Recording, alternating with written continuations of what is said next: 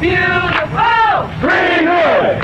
Said I want it free. Greenwood. This brother here, myself, all of us were born with our hair like this, and we just wear it like this because it's natural. Because the reason for it, you might say, is like a new awareness among black people that their own natural appearance, physical appearance, is beautiful and it's pleasing to them because black people are aware, and white people are aware of it too because white people now want natural wigs. They want wigs like this. Dig it? Isn't it beautiful? All right.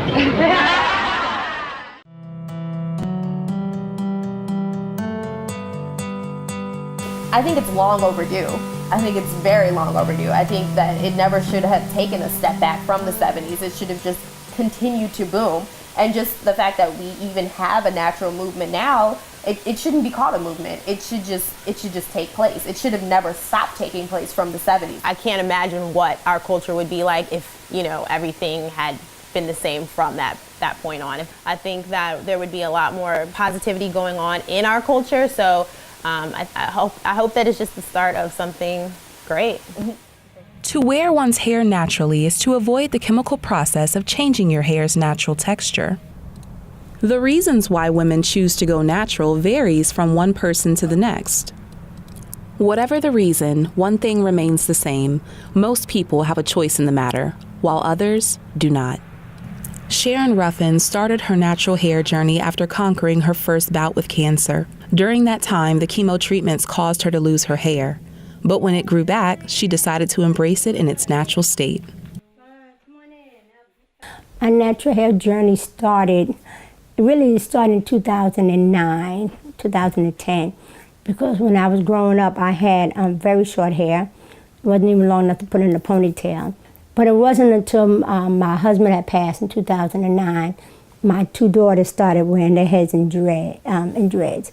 And so I decided to go dread because I didn't like taking care of my hair. With my hands all over you, I'll make it easy to choose. Even though I'm a stylist and I've been doing it for years, what really got me natural is my mother, my sister, my two aunts. They all were in swim classes. They started swimming, they all went natural, and I was basically jealous that they got to get in the water and swim and I couldn't, because then I have to blow dry, condition, and every day. And sometimes they would go 2 and 3 times a week to swim lessons.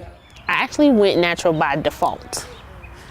My mom went natural first. She just decided, I'm not gonna do any more perms. And then my sister decided, me too. And then before I knew it, it'd been like 9 months, and I was like, I haven't gotten a perm in like a year. What's going on? But I just left it alone because it just started curling up, and I was like, this isn't so bad. My sister was like, just put some water in it. It'll just do its own thing. You just let it be. I'm like, let it be. Okay, we'll let it be. And then it did what it did, and now here we are. And then I went and chopped off like most of it. So I have an undercut now, but I love it. I stopped getting relaxers, I'd say the summer of 2009. And really what sparked it, I had a little bit of hair loss in the crown of my hair. And when I saw that breakage, I was like, I can't do this. And plus I had been, looking at some of the women on television and in magazines and things like that. And I always wanted to try that natural look, but I just wasn't sure how it would look on me. My decision to go natural and stop perming my hair was a decision about health. I felt like when I went to grad school, I just became healthier. I made better choices in my diet and exercise, and I simply did not want chemicals in my food, and I didn't want chemicals in my hair either, right? So that was a health turn. It wasn't that I read, some radical piece and I was like, oh man, I'm about to go natural and I'm going to cut my hair off and I'm going to do this. I definitely did not have that kind of a moment. It was just a choice of I want to be healthier, and I think that this will make me just an overall healthier person. I felt like I was wasting so much of my time in these beauty shops. I remember once I went to the salon that I had been going to on a regular basis, and I was so dissatisfied. They had book too many people. And we were waiting and waiting and waiting. Now this is 3 hours, this is going on 3 hours, and I'm still under the dryer. So I really got upset about that. So I took the curlers out and sat in the chair and told the beautician to give me that comb, give me cream, give me something to put on my hair. And I curled it. And she said, "Oh, so you curl your hair yourself? Oh, you're doing a nice job. This is great. Oh, it's beautiful." And I thought, how dare you say that to me when you should be doing this, but you're standing here. So give me that, give me this, give me, I used their products, curled my hair. And when I got ready to leave, she was telling me how much they were charging me, and I will not pay you that. I will give you $10 because that's how much I think this is worth. Have a good day. I won't be seeing you again. And I walked out and felt so bad. I felt so bad that I did that because I did need to go back, but I was embarrassed, so I didn't go. For many women, returning their hair to its natural state is often a journey of self-exploration, self-awareness, and self-love.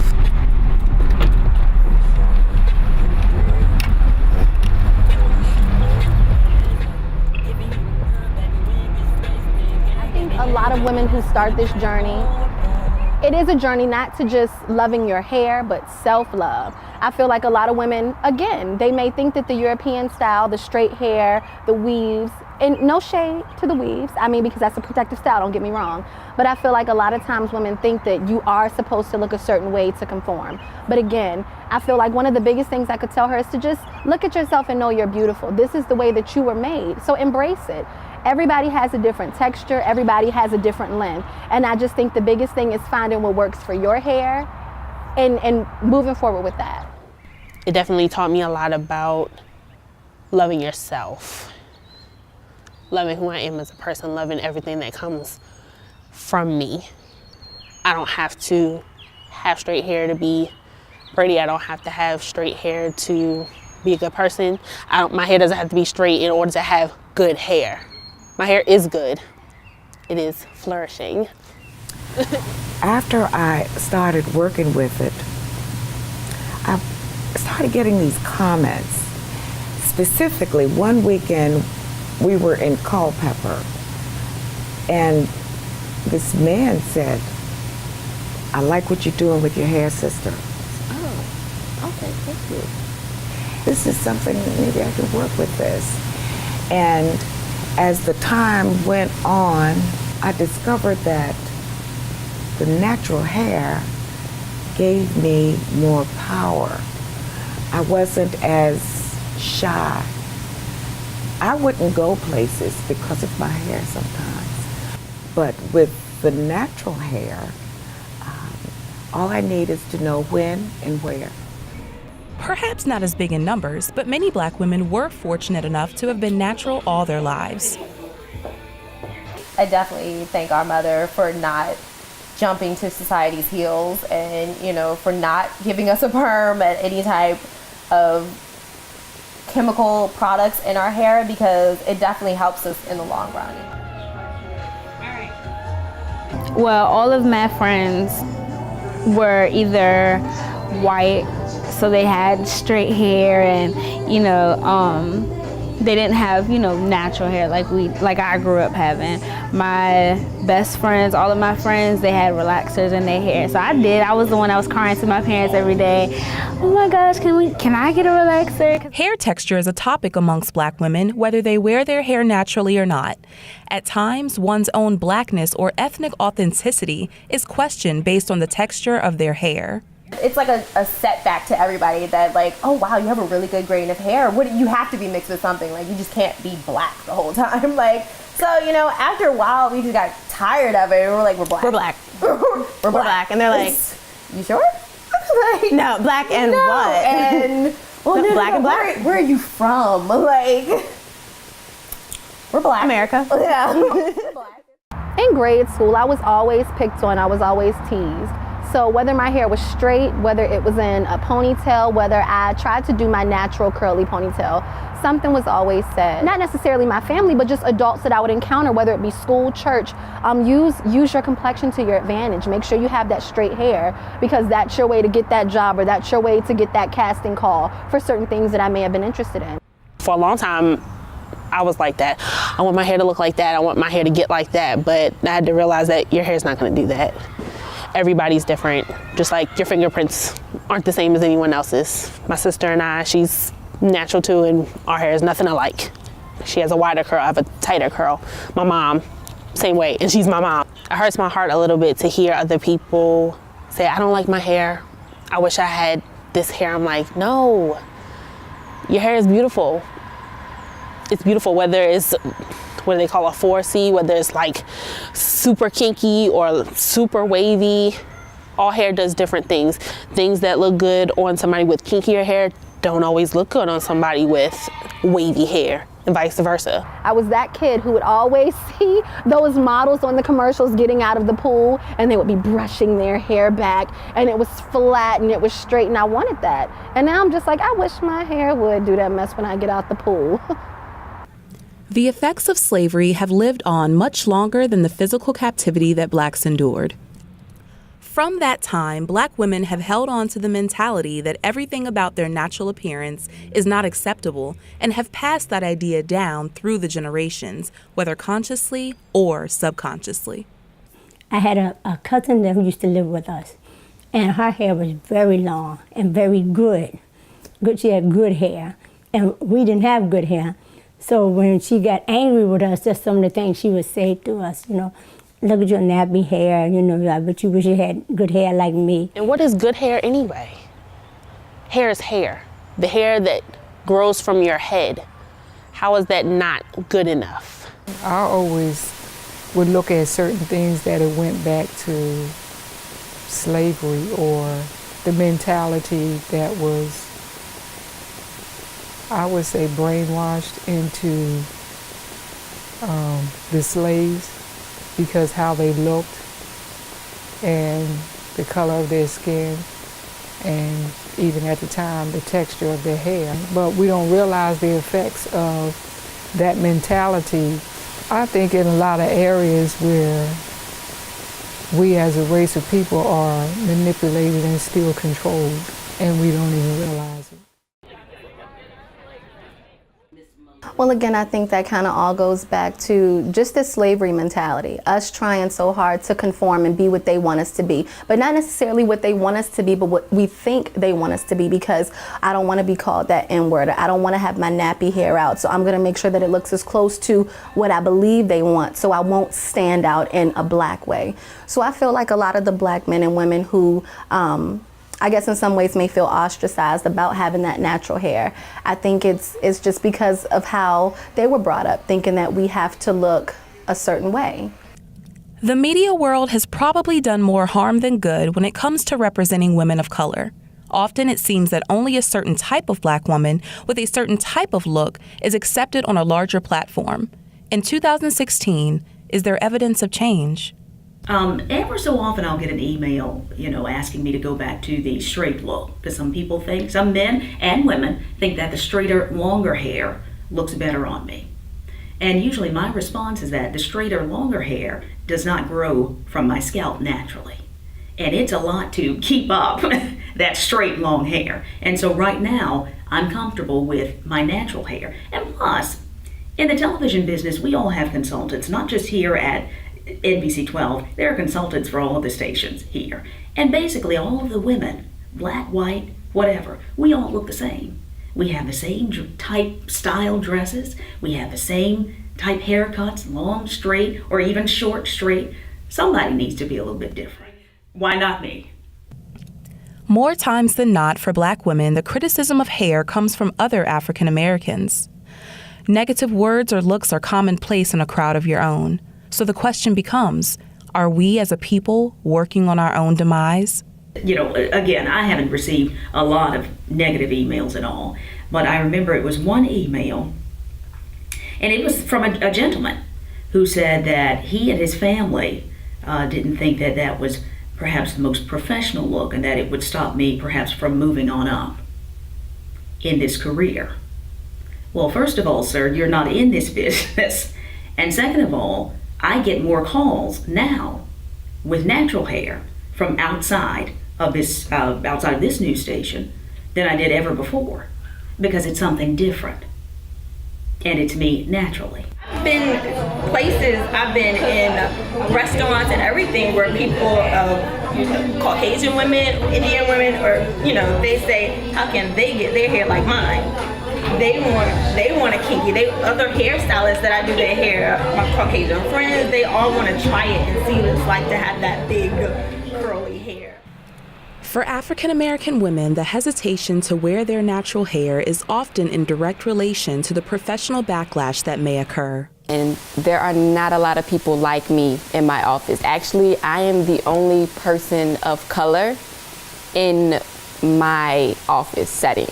So I was definitely afraid, like if I come to work, with an afro or with, curls, that one of them is lopsided and the other one is curled, right, are they going to feel a different type of way about me? Like, are my patients going to look at me weird? Am I going to be perceived in a different way? Am I going to, get sat down like, well, your hair is too wild, so we need you to kind of scale that back because you're I just didn't know how it was going to come off to my coworkers or my patients, but they've actually been going through the journey with me. So it was really nice that they embraced it with me. Like, well, what are you gonna do tomorrow to your hair? Like, they were all just as excited about the experience as I was. So that my news director is actually the one who saw me at a party. It was a going away party for one of my coworkers, and he saw my hair. It was twisted, similar to what I'm wearing now.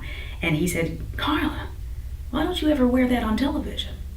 And I had thought about it, but I never thought about approaching him because in my mind, I just thought he was going to shoot down the idea. But he asked me, he said, why don't you ever wear that on television, your natural hair? I think it looks good. Well, that's all he had to say. Then I think within the next maybe 2 weeks, I was on air.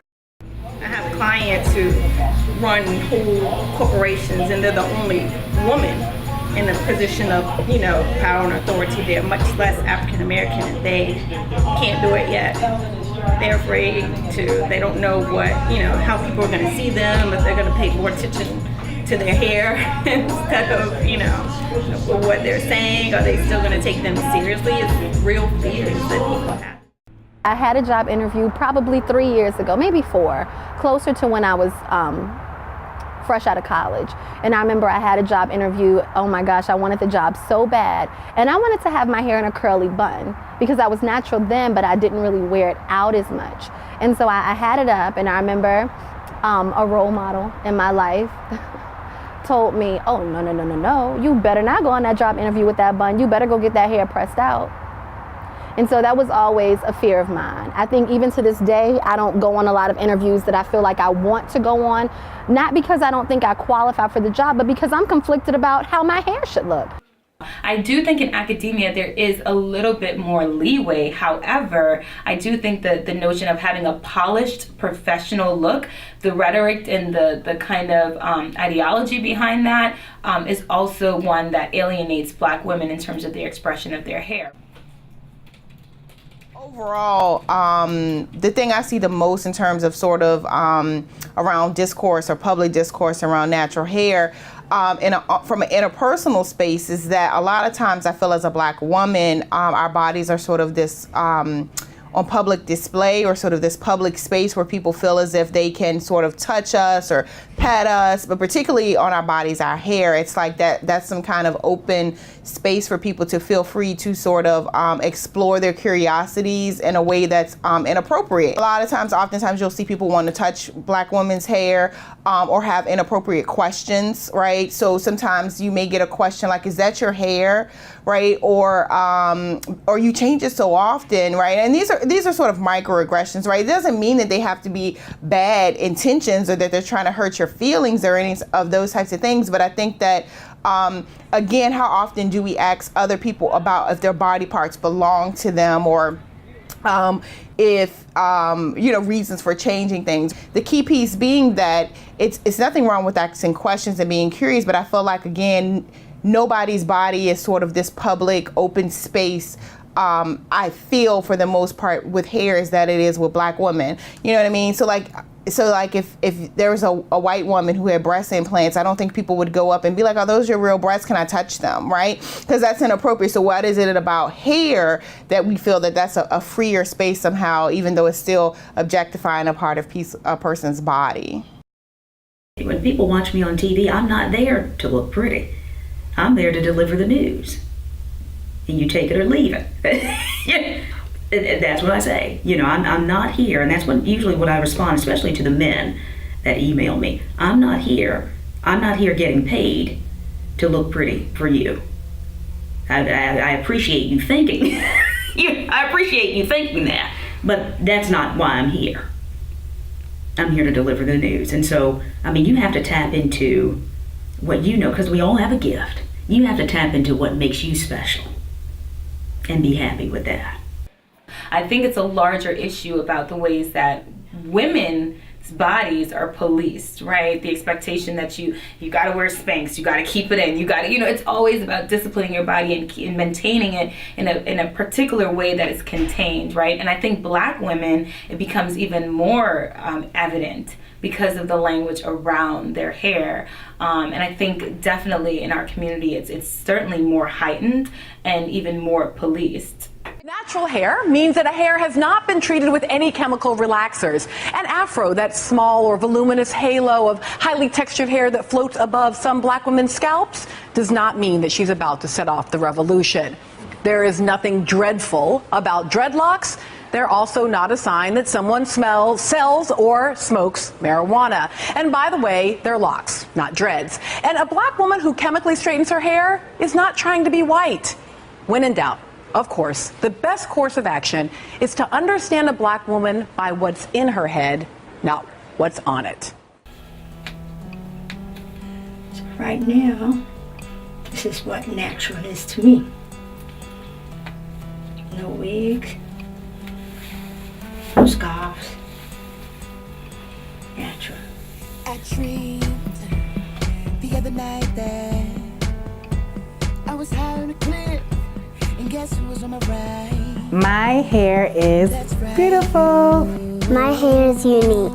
My hair is transitioning. My hair is bushy. My hair is amazing. My hair is curly. My hair is temperamental, but I love it. My hair is authentic. My hair is kinky. My hair is very complex. My hair is nappy. My hair is poetic. My hair is spectacular. My hair is my freedom. My hair is unashamed. My hair is everything. My hair is me. My hair is free. Now I'm all alone. Is it too late to jump? Too late to jump for you? It seemed like the right choice, the right decision to ignore your voice. But I was wrong. The perfect storm came, tried to get me up. I wouldn't move.